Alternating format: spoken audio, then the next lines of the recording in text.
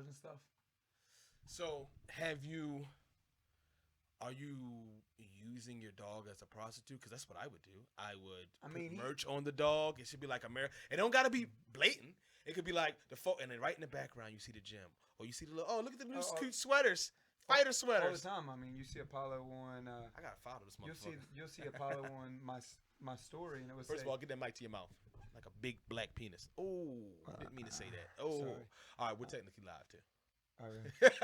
Cool. I could cut that part out. We post it later. Well, I normally there's this big moment where you go, "We are live, motherfuckers!" No, it isn't. Yeah, I'm pretty sure. Oh shit! I gotta find a new way to do it every time. Just a motherfucking Swain. Not safe is American Muay Thai. How you feeling, baby? I'm feeling good to be here. I'm give you a hand clap because you my motherfucking guy. What's up, Jesse? What's up, man? How you feeling? Jesse, how do we do this? How do we meet? Jesse, let me tell you how I met you the first time I ever met you. I think I told you the story. I'm going to say it again, goddammit. I was at Towson Thai Box, and it was this white dude who looked real mean. And he had like American shorts on or something, I Russian? think. You kind of look Russian. You had a Russian vibe to you. You know, them tough white boys, you like, they ain't from here. They from somewhere else. And you were doing one of these. And it was like, come out to my roast, I think. They were pushing a roast ticket or something. And Henry said, oh, yeah, that's my fighter, man. He cool, but he did. I'm like, this motherfucker, like, and you came in the first time, and you gave me that same halfway smirk, cause you probably like, who the fuck is this loud black dude? I don't know if I should like him yet.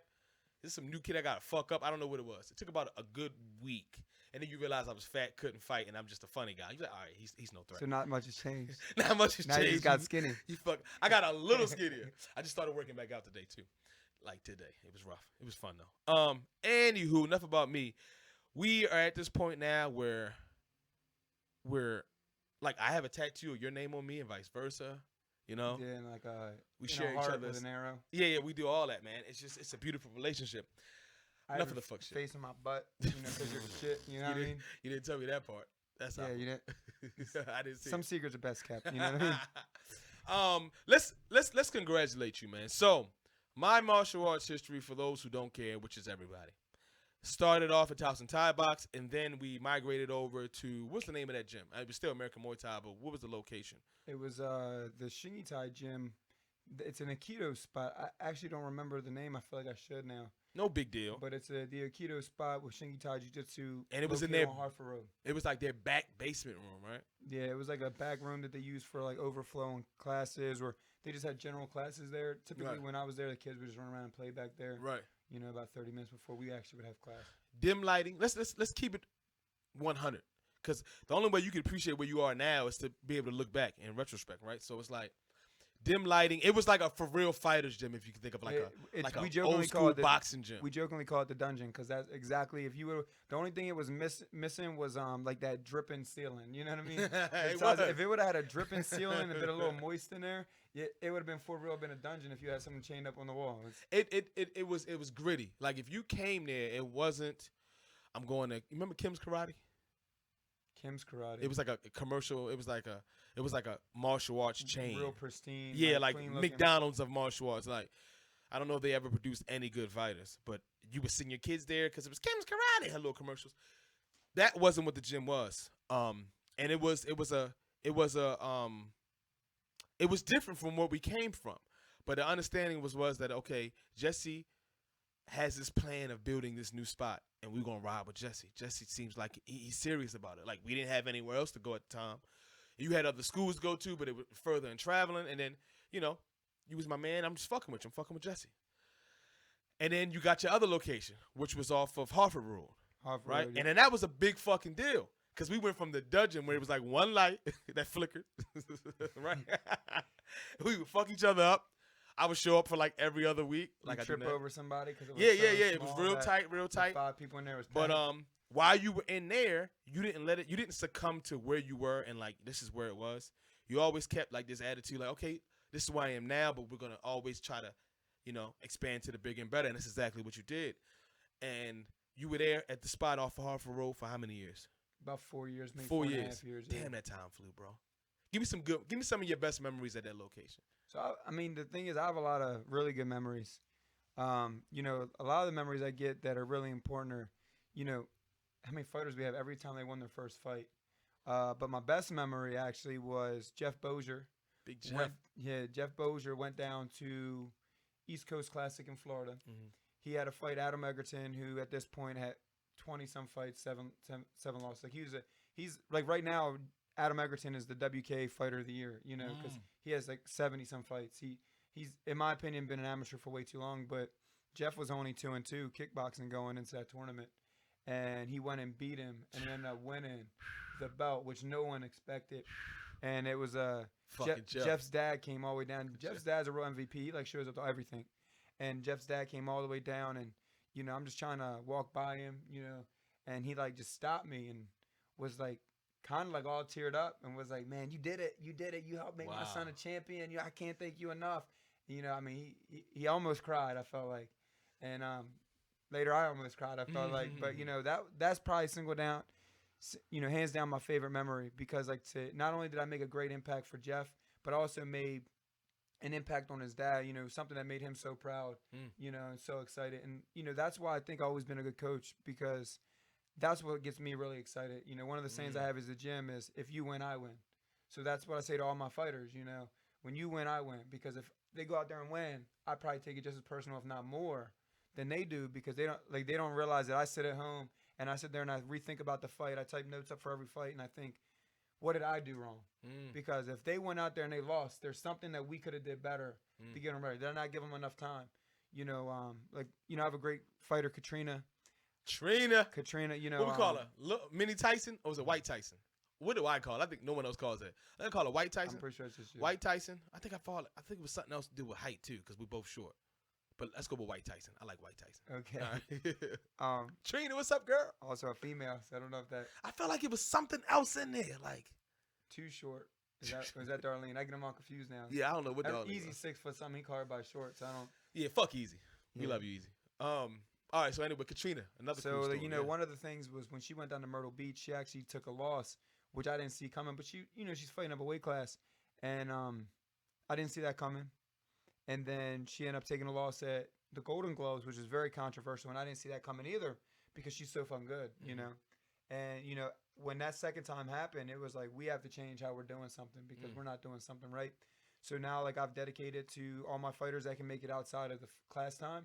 I do 2 privates a week with them, just to get them ready. So if they have a fight scheduled, 2 30-minute privates a week, just focused on them outside of class time. Details. And if they can make it to those times, they get them pretty much. So now I can focus on them and give them a little bit more time. And even then, that helps me dial down the ones that can't make it. I get a little bit more time with them at the end of class. So things like that, you know, that's what I say. If they can't win, I can't win. You know, if they win, I win. So it works out good. Let me touch on some of and not because I'm just gonna keep it real with you. This is not safe for ears. Number one, if you're watching, thank you so much. Make sure you're subscribing and following on all the social media platforms. The only way we grow and continue to give you dope ass guests, real life people that you actually know. Not just these stars that you have these made up lives and stories fed to you, but this dude. You can meet he got me. You know, calm down. You can go meet him at the gym after you hear the story and continue to conversate about these topics and more. So we're trying to bring cool people from the area and beyond and give you like transparent, honest conversations about ass hitting. See how I fuck it up right at the end? It's right at the end. You have a lot of. I thought that was a good segue. That's pretty good, right? Right? That was a good segue. Oh, so that's are we there or not? Like, not yet. We're going to be there. We're going back this right now? We're going to be there.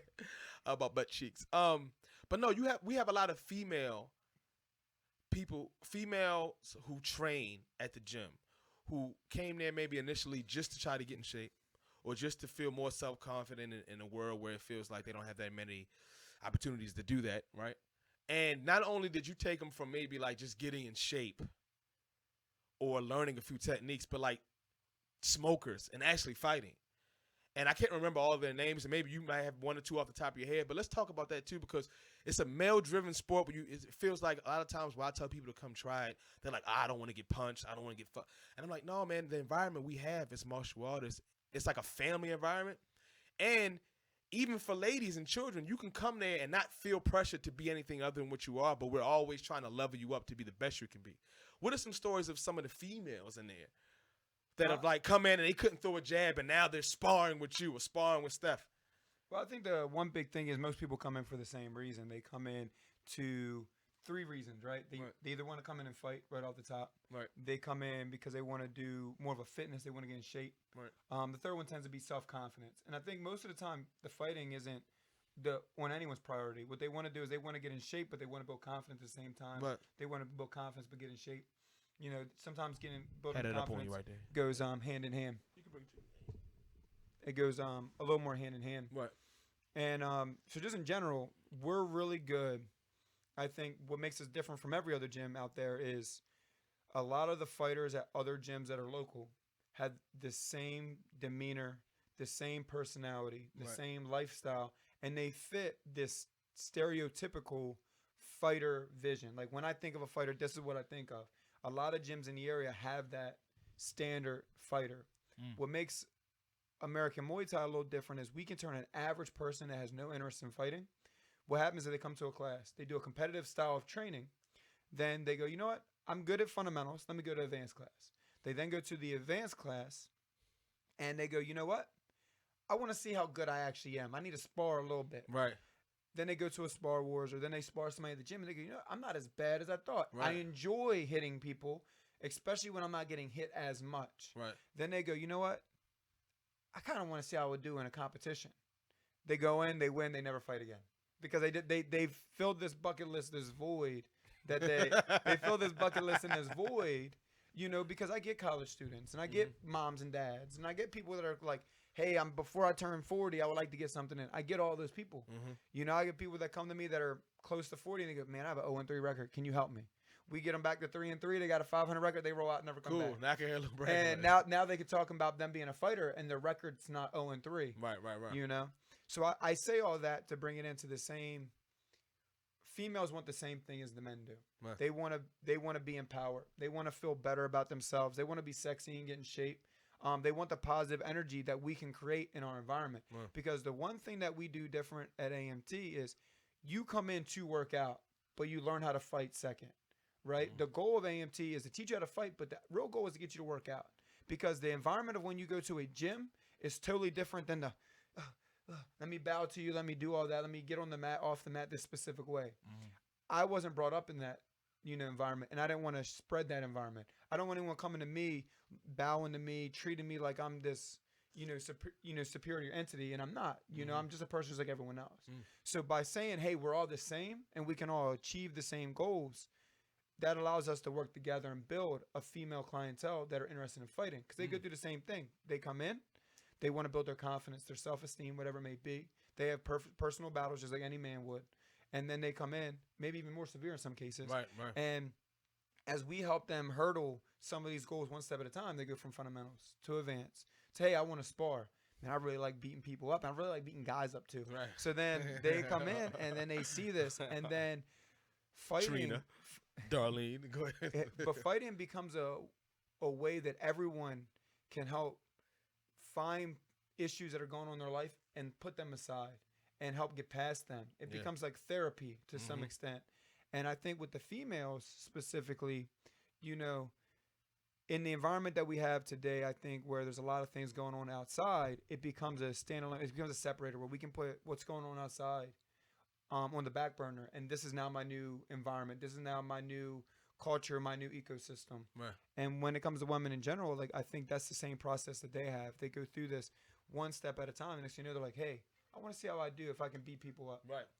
And that's typically what happens. I mean, that's some of the coolest shit that I do appreciate about your gym and other gyms I've seen as well. Level Up, you shout the guys up at Level Up as well, where they form a sense of community, and you can, like, I have sparred ladies.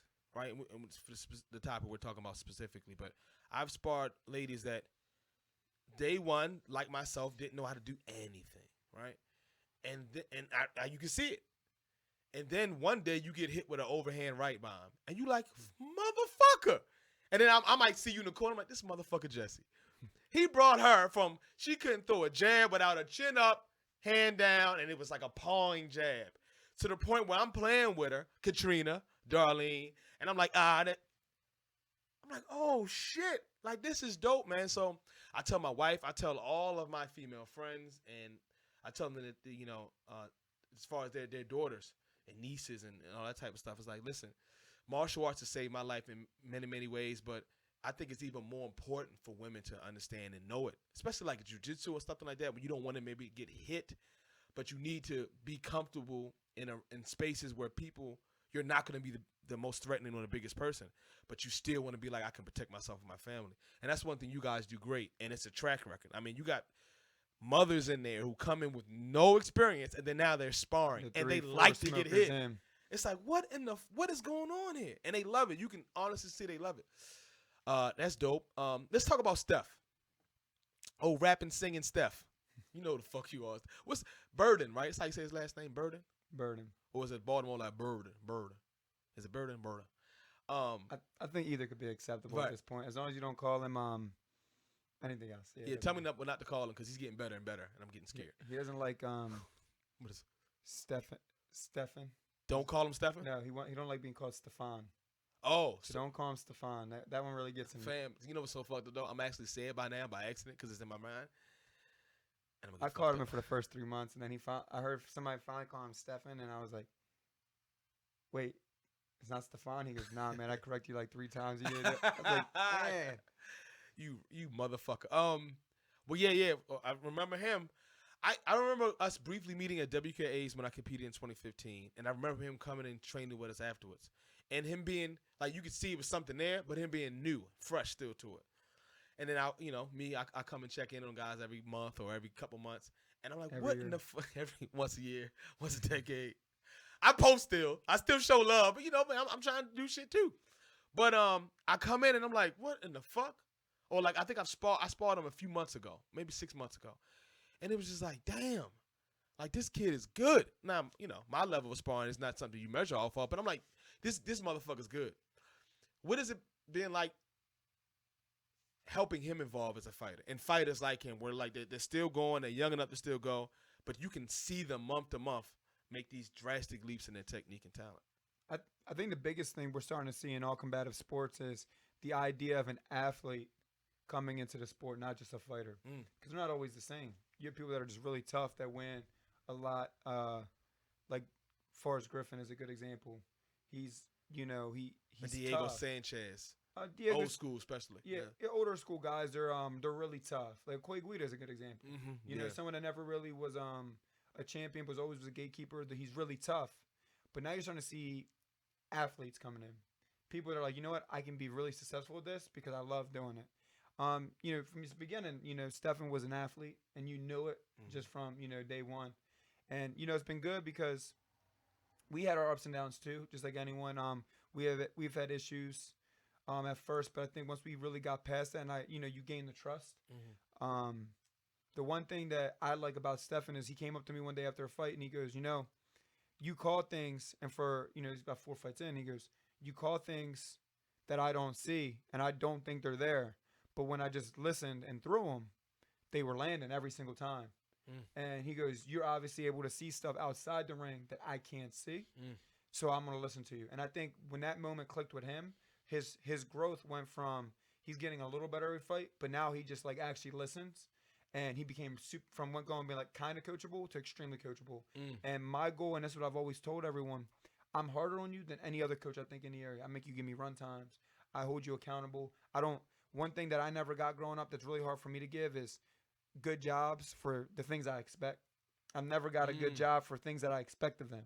So when they come 3 times a week and they want to tell me they've been here every day, that's what I expect. You want to be a pro fighter. Right. I don't need pro fighters at my gym, to be honest. You want to be a pro fighter. I expect those things, so I don't get good jobs like other coaches would. And I think that creates a hard environment for fighters. But I've always said this, and this is my promise for everyone. My goal is to get you what took me 20 to 25 fights to get. I want to get you there in half the time. And I think Stefan's somebody after I gained his trust with that. It's a prime example because he's trying to make his either pro MMA debut, pro boxing debut. He's going pro in something this year. And he probably has the equivalent of maybe 14 fights all in. That's pretty much half the fights. I don't even know if it's 14, it's probably 12 fights. That's literally half the fights I had before I even considered at the same time that he's been training. He's been training for about 3 and 4 years, but he had a year gap, with me being deployed, some issues coming in and training. But that's always been my promise. I will get you there in half the time if you just listen. And I think we cultivate a good environment for that. a great environment. And like you said, with ups and downs, I like how you're being transparent about that. It's not all cake and ice cream, my favorite meal. But it's like you go through growing pains, right? And you have to be able to accept them and understand and communicate back and forth, right? To get down to the nitty gritty and really. I think the biggest thing is you have to learn how to talk to different people, because some people respond from positive reinforcement, some people respond to negative reinforcement.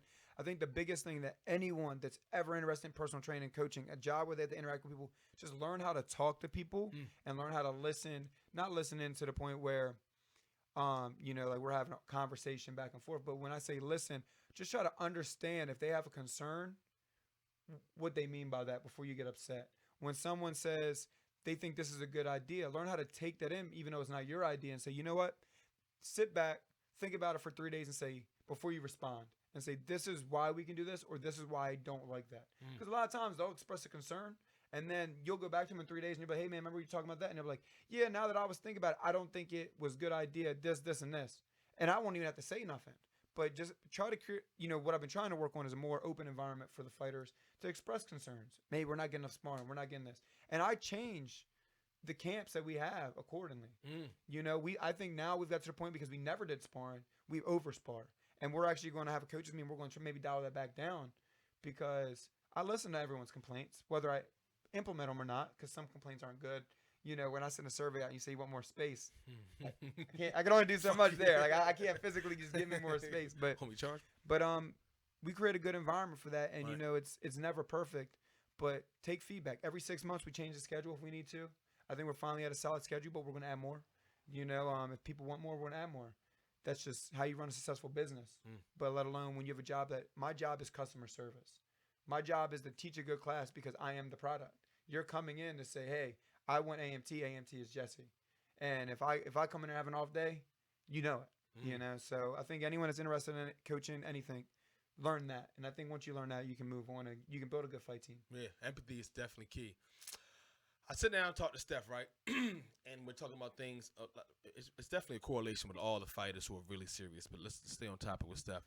And I look at him. I say, yeah, what's going on? What you got planned? And he gives me, these are not outrageous. That's not the right word to use. But it's like I'm gonna kill the devil tomorrow, and then I'm gonna raise Jesus back, and then we're gonna jump the rest of the gods. It's like the wildest shit, and I wonder, like, at all. I'm like, and he said, what I'm talking about, but like, I'm gonna be double champ tomorrow, then I'm gonna go take over one. I'm thinking like I'm gonna fuck up all of Baltimore and to go, and I'm looking at it, and like someone who's maybe outside of like fight life or martial arts period, or don't understand how fighters think and talk. You could kind of be like, are you inflating yourself too much? But when you understand what a fighter goes through before they even get to the fight and how important it is to have that supreme confidence. And I also know that, no, I'm not even, it's not a fake. Like, he'll tell me, no, this is how I feel. Like, I think I'm going to whoop every fucking body. And then if I get beat and I learn from it. What kind of fight psychology do you fuckers do over there? Like, before, after sparring, or before a fight, do you guys sit down and be like, listen, like, you're a killer. You're the best ever. Like, you remember Tyson and Custom Model used to do, like, are there things that you work with fighters to make them feel that confident? Because you could be great in the gym, get out there, and you freeze up. Because psychologically, you're not right. I think as a coach, I can only show my belief in them. I can't give them beliefs in themselves. I can tell them, this is what I tell people all the time. Like, I had one of my fighters message me when I asked them if they'd be interested in a fight in April. And, it's actually Vicky. She's older. She's a mom. She has 2 kids. Vicky was one of those examples we were talking about. A mom who came in. Yeah, I mean, she has no real fight experience. I won't say she's super athletic, but she works hard. She does what I ask. Works hard as shit. She works hard and she does what I ask. That's what I did. And I won't ask you if you're interested in fighting if I don't think you're ready. Part of my job is get you fights that you're ready for. You know what I mean? Like, I'm obviously she's not ready to be a world champion, but at her level, my job is to find a fight that matches her skill and her ability and get a fair fight. I can only push my confidence and give you my time to show you how much I believe in you. If you don't believe in yourself, I'll never be able to make you a champion. That's the sad truth about it. If you're a fighter and you think you can't be a world champion one day and you can't wish it into existence, you're right. Whether you believe you can or you can't, you are absolutely right. Mm. Just which one do you want to believe? I like to believe in you versus the latter, not believe in you. And hopefully, I can make you believe in yourself. Now, with that being said, I do a lot of mental stuff to get them perform the way I want them to do in the fight. But I call it the trifecta. The way you build the most confidence out of yourself is you have three things. You have a solid training camp, including sparring and drilling. You have a solid cardio program, and you have a solid strength training program. Okay? You need two of those three. If you get three of those three, no one should be able to touch you. But if you get two of those three, I know that you might be better than me because you had a better drilling camp and a better sparring camp. But you're not going to be stronger than me, or you're not going to be in better shape than me. If you're stronger than me, you're not going to be in better shape than me and not outlast me, and you didn't get as good of a camp as I did. And then worst case scenario, you have better cardio than me, but it's not going to matter because you're not going to be able to find my openings because you're not better than me. If you can get that trifecta, you'll be unstoppable. And that's why I force run times. That's why we do more sparring, and we have a great program. So you're going to get two of those three. If you do my run times alone and you just simply come to class, you're going to get two of those three. And as we continue growing, we got eyes and we got plans to where we're going to be able to add strength training in there very shortly. And when we do that, lifting weights, it's not just lifting weights. It's explosive movement, stuff like that. Oh, let's just say steroids too. You're gonna give fighters steroids, right? I don't give steroids to fighters. But if you Google, you can find it everywhere. That's your local Walmart. Go ahead. There's local businesses. Right.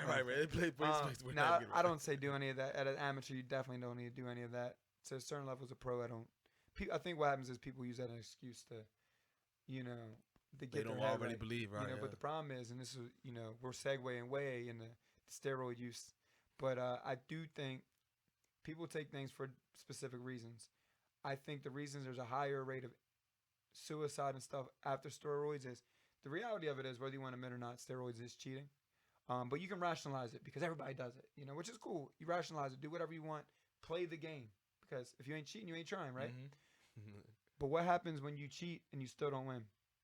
Is that worse than just not winning at all? And I think the people that commit suicide aren't these. When's the last time Ray Lewis or somebody on Ray Lewis caliber really committed suicide from steroid use? They didn't, because they were the fucking champs. They were the best.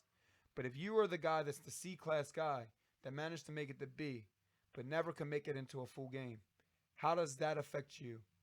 Because Chanel Sonnen said, if you retire before you become a world champion, you're just quitting, right? So imagine when the guy that does all that stuff, they still don't win. How much harder is that below to them? And how does that play with their psyche going out of the sport? And at what point do they gotta admit that they failed, or accept the fact that they have other opportunities now? Maybe that one's not theirs. So I think I'll never directly push anything like that, even though we know in the fight world everyone's on something. Right. I don't directly push that aspect, because if you can't be successful without it, it's only going to make your successful invalid later. It's a fancy Band-Aid. It's a huge Band-Aid that when you have to rip it off, you don't know what's underneath of it. Mm-hmm. So what were some of them drills that you guys do to make sure, as much as you can, remember they got to meet you halfway, that they're mentally there in the fight and not just drill ready, like they're ready to engage into that moment? We do a lot of just verbal cues. So it's like we do drills where they're just listening. So it's like they might shadow box, but I'm calling out our different counts, and they got to shadow. When I call my count, I need them to run it right away.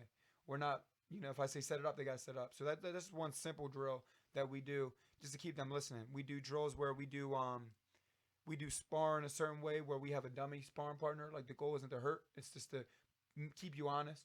Because we get offense defense drill where once someone's offense, they'll be throwing their punches, their hips and stuff. We do a dummy in there where he's like his game plan is to be the person receiving the blows. He's not getting beat up, but he's there to keep him honest. So it's like one person sparring maybe 50%, 40%, and the other person sparring like 10. To where you start throwing crazy, he's gonna hit you. Right. Just to keep you honest. Yeah, so we do drills like that where again they're all out verbal cues. We do cues that are just designed on them listening in the corner, and that's all it is. So we have 4 or 5 really big drills, but for the most part, the people that run through a full camp with all those drills, they listen verbatim. I got videos where I'll tell Katrina, for instance, throw this certain count, and she literally right away, right away, right away. And then it's like she misses it by like an inch because she's a little shorter, and it misses like hits the shoulder, not the head. And it's like, no, it was there, it definitely was there, but just missed. So those kind of drills that we build, you know, I do give everyone the same speech before they go out, and it's really simple. It's we need 6 minutes. You know, we've done this over and over again in practice. 6 minutes is all I ask. You're going to get hit, it's going to hurt, and you're going to get tired. What else you got to worry about? You know, in 6 minutes, your body's not going to fail you. It's only you failing yourself. It's only your mind saying you can't do it. It's only you saying you can't do that. So when you feel like you can't do it anymore, just give me one more. One more 1-2. One more kick. One more punch. And then do it again. And then do it again. And that's how you win. Frankie Edgar's coach. First of all, who do we have coming out really, really soon? Oh, big plug. We got Come on, man. What we doing? What we doing, baby? We got Marlon Moraes, number one. Who the fuck is this guy? I number think one, I've heard him somewhere. Number one bantamweight in the UFC. He just has a recent win over Jose Aldo. He actually was Stefan's sparring partner at one point. He helped him get ready for fights, and you know Stefan just came off his world title win, so it was a great experience for us. He's coming out. He's a 2-time Brazilian national champion, like 28-2 in Muay Thai. Like coming up. It's UFC fighter. If you didn't hear anything, just think UFC fighter. Continue. Yeah, he's coming out this weekend. Coming up, it's a great opportunity for anyone that wants to learn from someone at the highest level. And shit, maybe not learn from the highest level. Come in, eyeball him up, and say, I could beat his ass. Whatever you want. You need that sometimes. You need that. You gotta come in and realize like people are people. You know, we see these guys on TV and we over glorify them. Like everybody thought Paris Hilton was hot when she was on TV. I didn't think Paris Hilton was hot, but go ahead. Okay. I like the Kardashians. There's better looking girls at Towson University. You know what I mean? Like, but because they're on TV, we have this stigma that oh my God, they're so good, and it's like, you know, Marlon is good. I will never take that from him. But you know, if you need that, come in and just actually compare yourself. You know, there's great 135s in the area. I would say Greg Fisher is a good example. It's a good example for somebody like him specifically to come out and see what the elite level pro at his weight it looks like. And it's even if it's just to stand up next to him and say, you know, I am 4 inches taller, but this guy's this. Now it gives you a realistic comparison when you see him fighting this guy, because everybody lie about their height. Everybody, you know what I mean? Everybody. When when he stands next to him, says I'm 4 inches taller than him, sees him fighting this other person, he goes, I'm 4 inches taller than him. He's taller than this guy. It gives you like a physically at least a comparison, maybe not necessarily skill wise. It's important. I mean, and not to say, but definitely with guys, we always kind of secretly size each other up, right? So like you're in the gym, not me, bitch. Why you looking at me like that? You know you can fuck me up. Don't look at me like that. But like you might go to Gold's gym, right? And you know you're a fighter, and then you see the dude over there, and you're looking at him like, all right, you're strong, but if I fucking teeped you in the throat, how are you going to take that? Or do you got any takedown deal? We all kind of do that. So going back to what you were saying. I only do that to the guys that hit the bag and they look like trash. It's like, stop. What are you doing? That's, whip your ass. But, you know, even, Kenny Felton does that all the time. Kenny. We'll be at the gym. This guy be leg pressing like 700 pounds. He'd be like, but can he take the left hand, though? And it's like. Kenny a cocky. I like how Kenny. I'll be sitting there like, Kenny, you realize he like 5 feet from us and you loud as shit, right? He really be doing that shit. There's times where like this guy would be like I don't know if his music's on. Sometimes I'll be at the gym running and I'll listen to people talk shit about me. Like that motivates me. Now I'm sitting there like this guy big as shit, Kenny. Like I'm not saying we can't beat him up. Yeah, but it's gonna be a fight. I really don't want to have to fight somebody that's 6'7". I really don't want to fight somebody that's 6'7", 300. Like 21. Is he like 22, 23? Fucking 20-year-olds, man. Kenny. Anywho, that's funny though, Kenny. We're gonna laugh about that. He's like, Kenny, take the left hand. And then like I'll be sitting there like, you know, doing a workout, like cardio, pushing the tank, and we'll stop for one quick second, and he'll like get in my ear and be like, but Kenny, take the left. But I'm like, Kenny, shut up. Kenny, can you take your switch kick though? He could. Mine too. Both of us together. So the reason I wanted to throw that opportunity out there to talk about that, but I was listening to many interviews with Joe Rogan, and a lot of the fighters, Rashad just came on the show, and he was talking about how he'll attach an account to like a traumatic experience or like something that's important. So let's say if someone has a daughter and her daughter's named Stacy, and you want this motherfucker to, every time you yell Stacy, to like dig down, uppercut, hook, chop, and I want him to feel that. Or let's say it could be a code for like it's the last 2 minutes of a fight, but you know I don't want to say, come on, you gotta win it. It'd be like, Stacy. Do you incorporate any of that with those drills, or is it just like? I remember, what was the one shit you and Diamond trying to have me do? In the high top. It was called high top? Yeah, Fuck. because it was a high top fade. You would hit a jab, you would come with a high overhand hook, and it would hit like the fade line on the head. Yeah, I ain't hit none of that shit. What I do remember, like, Nick, come on, pick it up, or jab, or no, it was another one. It was a Dutchie or something. It was Dutch something. boy? Yeah, Dutch boy. I remember Dutch boy. I think I listened to y'all at least once, but I was just fat. That wasn't my count. It was something. That It's was in the fucking video. It's a clip. That was a TTP count. And you're yelling it. You're yelling it. It might not have been Dutch boy either, but it was something like no, what was this? It was like the jab. It was something you wanted me to do, and you kept yelling in the video, and I ain't listen. But for those motherfuckers like me who you're yelling it, you went over it with them, and they still not listening. Have you or will you incorporate any kind of like, all right, so what's your favorite movie? It's your favorite movie? We're gonna put a count to that shit. So when I yell half bake, you fucking go to the body, head, body. So I try to make counts seem as realistic. Like some of our counts, like if you would do that motion, this is exactly what it would be. But now what we've been establishing is, if you do the count really good and you get really good effects from it, like we had a count that used to be Cerrone, now it's called the Heinrich. Mm-hmm. Okay. So if you can own that count.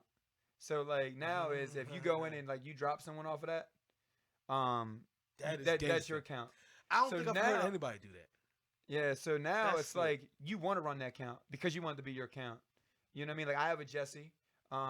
Stefan has a Stefan.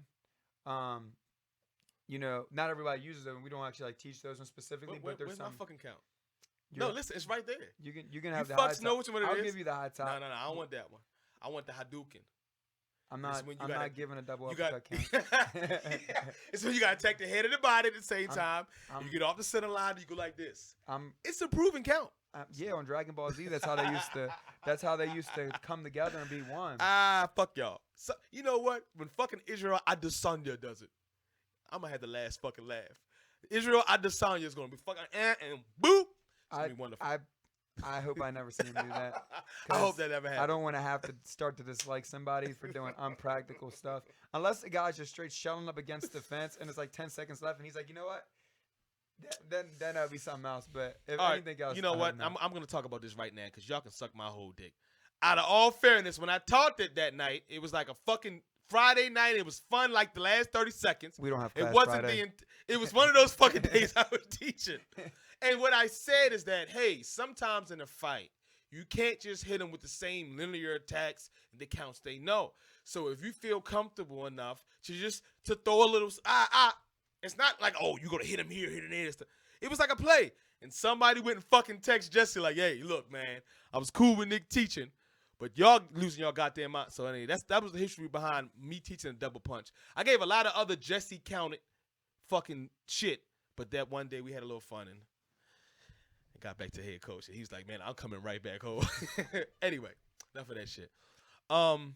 Jesse, what scares you? We've talked about it in the past when I had you, Jeff, and Steph on. But a lot of times where I've told people I fought or I know fighters, and they think you guys are just brutes, right? Like nothing scares you. But I understand that's quite the opposite. If you listen to like a Cowboy Cerrone, you guys are fucking fearful like anywhere else. New York City. We're waiting for your fight, right? Friday night fights. You got your shades on. You weren't smiling. I was sleeping.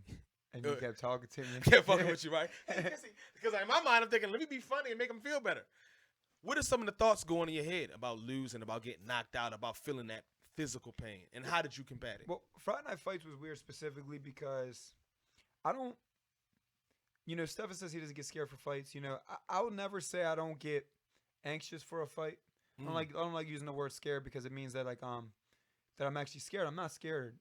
It's just unknown. Like you get anxious. Fear of the unknown. Okay. Yeah, like you're out of control at some point. And I think what you got to realize that, for instance, like you get a new job, first day on the job, you're nervous. It's not that you're scared. Good point. That's not a good analogy. It's not that you're scared, but you don't know what to expect. And I think that's how we view fighting. I think the problem is when you start accepting the fact that you're scared, you now embrace the idea that I'm scared, and now you are scared. I don't like using the word I don't like using the psychology of scared. I'm anxious. You know what I mean? Because I don't know what to do. I just want to get it over with now. Fighting that camp specifically was hard because I didn't have a good camp. I didn't have my trifecta going out. I didn't have a good camp. I coached the whole camp because the head coach at the time was out. I got decent strength. I don't think my cardio program was where it was really good, but it wasn't where it would have been because I didn't get the fighting aspect of the cardio that I should have. The hard drilling, the R rounds, all that goes into it. So, but you did pretty good though. I did really good. I just think, but I didn't get to rely on the technique and timing that I would have had. So I think where I did have cardio, I had the strength and condition at the time, so that allowed me to be successful. But I say cardio wasn't there is because I didn't know it was a 5-round fight until a week out.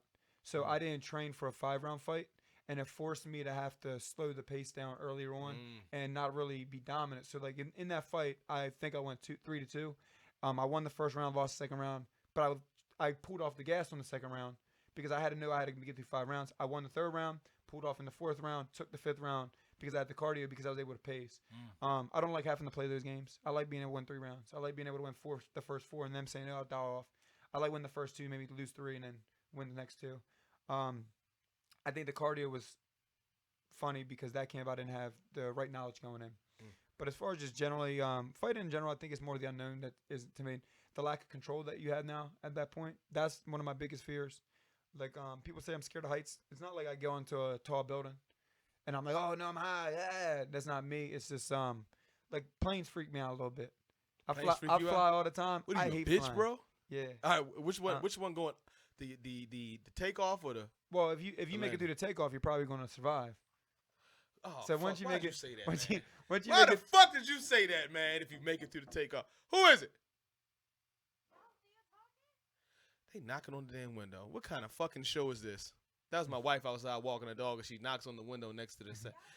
Yeah, we still talking. I'm live, damn it. Don't get married. Right, Jesse? Look, we about to lose these motherfuckers. We about to. Anyway, back to the most important shit. They can order a pizza. I told them my paperwork. They can lick these balls. They cannot lick these balls. All right, I'm actually live though. 1 second. Be nice, please. I'm on the show. Really? Will you relax for a second? All right, I'm about to come in the house and we're going to see who's going to relax. Okay, just wait at least 11, 15 minutes, and then we can wait and see. Jesus. Anyways, I'm scared of that shit. I like you. I run my house, When but the woman's you bitch. I like you. I run my house. God damn it, boy! I should have married a white girl. Hey, most gonna hate that part. Go ahead. But you make it through the first takeoff, you fine now. They just gotta land the plane without crashing it. So is that like a statistical thing? I'm not sure, but I'm pretty sure when I looked it up, it's like if the plane doesn't mess up going up, it's probably you're pretty good because the plane can still coast down. The only exemptions would be when people crash in buildings and when the software messes up. So once I'm in the air, I'm good. But yeah, I just don't like control. I also don't ride roller coasters either. Like not many of them. It's just because I don't like if something goes wrong, people are like Jesse, but you know it's more dangerous to drive. Yeah, but my car break down. You know what happens? I broke down the side of the road. I don't necessarily die. A plane breakdown while you're in the air. You always did. You got to accept the fact that he you're did. Die. Like you got good 10 seconds to know, but hold your breath for 10 seconds. Tell me it's not long. All right, we about to go on a little more of a tangent right here. So I'm thinking, should they have a kill yourself pill or like a go to sleep real fast pill in case we die on the plane? That's what I be wanting. Like, man, just give me something so I can go to go. Fuck that oxygen shit. I don't want to be alive doing that. The oxygen is pure oxygen, so it gets you like in a state like it kind of makes you high. No, fuck that state. Take me out. Don't kill me. But whatever you give me, that just puts me out. So one of the because if you drunk and you get so just put me out, and then if we wake up, we alive, cool. The thing is, that plane actually typically crashes so fast you really don't even know what's going on. My buddy actually was on one of them Boeing planes that messed up, but they fixed it before it crashed. He said it happened so fast that everyone panicked.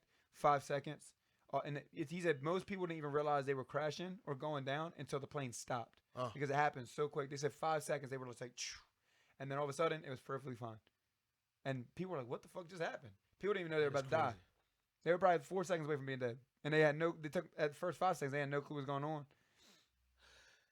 From the moment that a plane hits something, the moment a plane hits something to all the way through the back seat, like it takes like 0.03 seconds. So you just gone. Like it's all like dead. Like you would never even know. So what I'm thinking of is, now if I was falling out, if like the back of the plane broke and I'm falling out, oh yeah, that's what you would have. That's all I don't want. But listen. This is very. I don't even want to bring up what I'm about to say, but people have died this way. Of course, we know this, right? And rest in peace for all those who we lost through like aerial crashes and stuff like that. But that's one of my things. Like anyway, I don't mind dying because I know I'm not here to stay, right? And before I got here, I was somewhere, I think, or maybe I'm just some primordial soup or some shit. But if it goes quick, I'm cool with it. It's that Jesus. I just don't want to die. Suitcase and you're like, ugh. I just don't want to die like pointlessly. That's like my big thing. Like it don't even have to be quick to be honest, but like I'd rather not die from something stupid. Like you you tripped over the dog's leash and like fell on a knife in your eyeball. Some Final Destination shit. I think that, yeah, exactly. It's pretty point. It's like I think, yeah, exactly that one. like no, Jesse did dog. He tripped over his dog's leash, hit his head, concussed, and he died like an hour later. Like, you know, you push somebody out from in front of a bus, and you die. Right?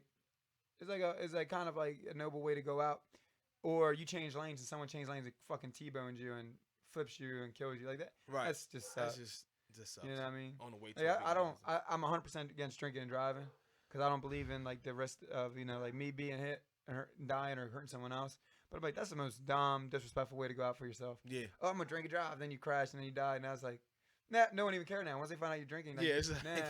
You could be a great person, man. Fucking asshole. You gonna kill somebody yeah, else anyway. Yeah, he was drinking and driving. He kind of got what he deserved. Like, I don't want that. So we did cover over the fact that you're not a bitch ass, but you do deal with anxiety, and that's a natural thing. And I guess through reps, through sparring, through some of that own confidence. I think Ali talked about it. I knew I was before I knew I was before I ever was. Yeah. You kind of like gotta be that way if you're in certain anyway in life to be 100%. I also have supportive friends. You know, like I have my buddy Carrington. You know, he used to always say something to me. He'll always give me a hard time, but even before I'm getting ready for a fight, he'll be like, "What's that guy's record?" I'll be like, "Man, he's like 11-1." He'd be like, "Why is that one person better than you?" And I'd be like, "Oh, okay." And then I want to go against people that are undefeated, and he'd be like, "It's only because they ain't fought you yet." And like I always say that to myself anytime I'm getting ready for a fight, like, "Oh, that guy's like 22-7." Well, what makes them 7 people better than me? He can lose. He's obviously beatable. Oh man, that guy is undefeated. Yeah, because he ain't fought me yet. Sorry. You know what I mean? And I would jokingly, like when I first started fighting, people call me a dream killer because I come in, be 3-1, beat that guy 22-2. I beat that guy that's 27%. I remember being 3-1 fighting a guy 11-1-1. Didn't even know that was his record until I showed up and looked at it on the thing. They said, "Oh, we got a good guy for you." They brought me up there to lose. You know what I mean? Right. They fucking set me up, but I beat him. Then people were like, "Oh, surprised," you know? Shit, I was surprised sometimes.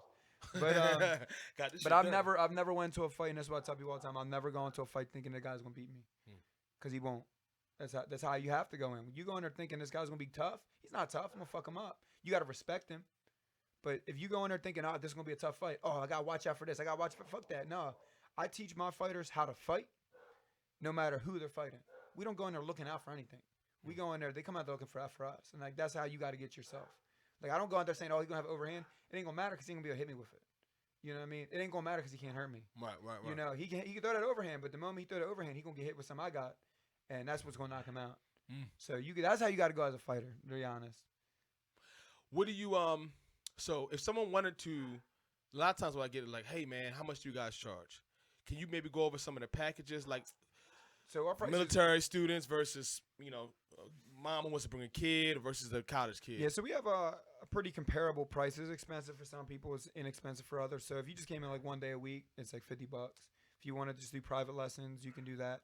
If you want to buy like a package of so many classes, we have that as an option. I think right now it's like $150 for 10 classes. So it ends up being 15 hours a class. You can use that whenever. Then the average prices, so if you're like a community service member, firefighter, police officer, doctor, nurse, anything like that, $89 a month, no contract. Dope. So you can cancel at any time. Because the schedule was like that. You might not be available all the time. Well, we now have 6 a.m. classes. So we have 6 a.m., we have afternoon, like 10:30, Nice. 11:30, and night classes. So most people can make it work. Oh, you have 10:30 classes? Oh, you mean, no, night classes like 7, 8. Yeah, so we have afternoon classes, Oh. 10:30 and 11:30. Okay. Then we also have 6 to 8 are typically class time starting. And then, so we have classes almost for everyone. We just don't have the midnight class yet, which I'm working on that. I just don't know who's going to teach Midnight it. class. Yeah, I think that's a market there that no one has. Hey, well, we kind I'm of gonna talked about some of that. I'm gonna expose that. And so I'm gonna test it. I'm gonna run a 6-month I think trial it and is. see. I think there's a midnight class time. Let's say if you catered, you remember So something if we you're were talking listening about, to right? this and you think a midnight class would be the class time that you would want to come, let me know because I'll make it happen. So leave that in the comment. Jesse, Nice, nice. add the midnight Add class. that class, bitch. I can't promise I'll be teaching it because I teach Mondays and Wednesdays. I'm at the gym for like 17 hours. Right. You know, but we'll have somebody there. I think there's a midnight group of people that we talk. Right. But yeah. So if you do 3-month commitment right now, it's $99 a month, every month. For 3 months. After that, you cancel. But you get shin guards, gloves. We get you everything you need to set up. But I'm pretty friendly. If you're up front and say, look, man, I can't do this. I'm not coming after you for $100. It's stupid. Just leave me a good review or on Facebook or Instagram or something, and I'll be cool with that. What are some first things if somebody says, "Look, man, I want to do this, but I'm intimidated. To go like to LA Fitness. What do I bring my first day? Like, you bring nothing but workout clothes and a bottle of water and shorts, t-shirt, just normal workout clothes. Okay. Boxing day, if you come to a boxing class, you can wear sweatpants. If you come to a kickboxing day, recommend shorts. The biggest thing I would say everyone needs to do is just come through the door. You'll realize real quick that no one cares about you. No one at the gym is worried about. If you go to the gym, at least our gym, and you're worried about what is other people working out about, you ain't there for yourself. Mm-hmm. You know what I mean? You wasting your time. Mm. You know, so at our gym, everybody's coming in to get better. They could give a fuck less about what you're doing, how goofy you look doing shadow boxing. You know? That's another thing you realize. But we also bring you out your first couple days. We actually separate you from class. You're not even with them. You're with a whole set of brand new people that don't know shit. And because of that, you're able to get better that way. Because we're going to teach you all the basic fundamentals, all the basic punches, all the basic kicks, and, you know, then put you into a class. So you're less nervous even going into that class. Nice. You also don't get hit when you come to a fundamental class. Yeah. Eventually, we beat the shit out of you. No, that's not the But case. that's voluntary. You choose that. You choose that life. Yeah. You don't ever have to do that. You can walk in there and just hit pads the rest of your life. Or if you're sick like me, you want to get punched. Anything else you want to let them know about the gym? What you got planned? Any fights coming up you want to push? I know Katrina's going to Thailand. Yeah, really soon. we have a lot of great stuff coming up. Is We're that the really world excited. she's competing in? She's competing at the WKA or the WKA Pacific Asian tournament. So everyone's more of a global tournament. We're in that because it's a WKA tournament. So we're going there. We're representing. I'm head coach. Well, I'm not head coach, but I'm coach for Team USA. Mm-hmm. One of them. There's like 6 of us. And then she's a USA fighter going over there, represent Team USA, which is a great opportunity for anyone. It's in Thailand, so we're going to get the experience. We're going to get to see, you know, the talent that's, you know, especially in Thailand and stuff like that. So it'll be really good for us to see how we compare. Hopefully we can bring back good knowledge from that. As far as big fights coming out, let's keep an ear out for, you know, Stefan with his pro debut. Stefan. Yeah, for his pro debut. God, I got nervous just from that. Hey, I'm joking, by the way, man. Don't fuck me up. His pro debuts are coming up. We have a whole team. We're going to put them out. We were going to do the Waco tournament. I think we might take a step back from that tournament because there's a fight card going on the same night at the same location. I think we're going to put out like 6 or 7 of our guys on that. It's in Delaware. Okay. So you should have an opportunity to see like 6 of our members fight. Nice. Most of them are brand new, but one of them's experienced. So that'd be really good for us too. What about my new guy? Are we saying his name? I know sometimes as fighters and coaches, you kind of like want to keep weapons secret until you show up and bust it. Are we saying his name, the new guy? Paul? Yeah. Yeah, we can say Paul. Yeah, Paul. He's pretty looking pretty sick. When he fighting again? You know, it's great opportunity for us when you when you inherit talent. He's not from here. He's from Seattle. He's here for school, and it was like a gift on our doorstep kind of when he showed up. Like he's 5-1, but he's a solid 5-1. He's not somebody that's like he got picked and chose fights. Like nah, he's a stud. Like if you sleep on him, he knocks you out. I'm looking at just his technique. If you're a 65 or a 72 in Maryland. Or in the area, or at least in the East Coast, it's definitely somebody you should watch out for coming in. And I don't hype people up. If you earn my respect, it's because you truly earned it. And he's somebody that if he's at our camp for his next couple fights, we can develop him in a way where he's gonna be an animal. And I'm excited for that. He's so nice. Why fucking fighters? So why are some of the best fighters so nice? Because they ain't got nothing to prove to nobody. What you gonna do, fight him? I fucking love it. I mean? I was talking to him the other day. I said, bro, I was leaving the class. I said, you know, Paul, you don't know me. I don't know you, but I've been watching you. I've been seeing clips. And now I'm finally getting to meet you. And you're sweet. Like you're a sweet guy. He's like, oh, man, thanks. And I'm like, and you can fuck a lot of people up. And this is something that always intrigues me. It's like, wow, some of the coolest people I've ever met in my life could kill all the assholes I know in my life. So it's something's cool that. But I think when you stop, you at some point got to stop comparing yourself to what everyone else is doing, and you got to focus on you. And I think once you start focusing on yourself, you don't care as much about other people, like in the sense of like what they're doing, what they got going on. So you don't you don't have to be mean anymore because you have nothing to compare yourself to. I love it, man. I'm gonna tell you now, like I always tell you, I'm supremely proud of you, man. I've watched you grow as a young man. You know, an 8-year-old running around outside, little white kid with blonde hair, getting water from the well, to being a grown man now, owning a successful gym on your 3rd location, and nothing was given to you, man. You worked hard. So you're hearing it from me. I'm very super proud of you, man. I see great things in the future, and any way I can help, you know, I know I come every day to all the classes, and I'm always there to help clean up, and I teach the most fundamentally sound technique talk, you know. But anyway, I can always help. Street Fighter 101. Street Fighter 101. I'm just super proud of you, man, and you know, you always got to see it here as this platform continues to grow, and I'm gonna try to make it down to the next seminar talk. How do you pronounce his name again? Marlon Marias. Why do I always say like Marlon? I always say Marlon in my head. I knew I was gonna fuck it up. I had Marlon. When I always pictured his name in my head, I always had it spelled wrong. So I just went and actually like just read his name a couple times, Right. and I was like, Marlon. why do I even say it? Why do I even say I it? keep funny? saying Like, Marlon. it's pronounced exactly how it reads. Marlon Marias. Also, there was like more L's than what there were. And Yeah, then, I like, got some other. I went back, like I said, I went and read it one day, and I was like, why was I having trouble saying this? We're smart and stupid at the same time. I get punched a lot. It's all good. I'm proud of you, bro. Keep me updated. Everybody, you want to come on? Vice versa. We gotta do a walk and talk one day. That's what the real journalists do. Like, we're walking through one of your old neighborhoods and just talk about your upbringing. But that'll be once you got like 2 or 3 more fighters in the UFC, which you're gonna be Bellator 1. It's gonna be dope, man. Give me 3 years. I'm excited, and thank you for all the help you given me realize a dream. That was a dream of mine, to be able to compete and to call myself a competitor. And you were there from the sweaty balls in. We got some stories, brother, and I love you and I appreciate you. Let's go get some lunch because my fucking wife is an asshole and she's black. What you say? That was perfect in the background, motherfucker. I love you, man. Again, if you watched it this far and you were like, why the fuck am I watching it? But I really like these guys. Do us one more favor. Go to American Muay Thai on Instagram, Facebook, right? Follow them. If you got any questions or concerns, you can shoot a DM to either one of those sites. You can also send emails to American Muay Thai at Gmail. Or was it American Muay Thai LLC at gmail.com. You can also hit me up for any kind of questions that you may have of how to get into this. I promise you, it is not as scary as you think it is. And we're a bunch of cool people like to crack inappropriate jokes and smile and laugh and hug each other. And if you're also still watching, make sure you subscribe to this channel, Not Safe for Ears. Follow us on all social media platforms. And love somebody out there, because somebody's going through something that you have no idea. All right? You motherfuckers. Kiss, kiss, ball lick, nipple twist. Come on, nipple twist, motherfucker. Nipple twist. You got nipple twist. He ain't have to, but he did it. I love him. See you guys later. All righty.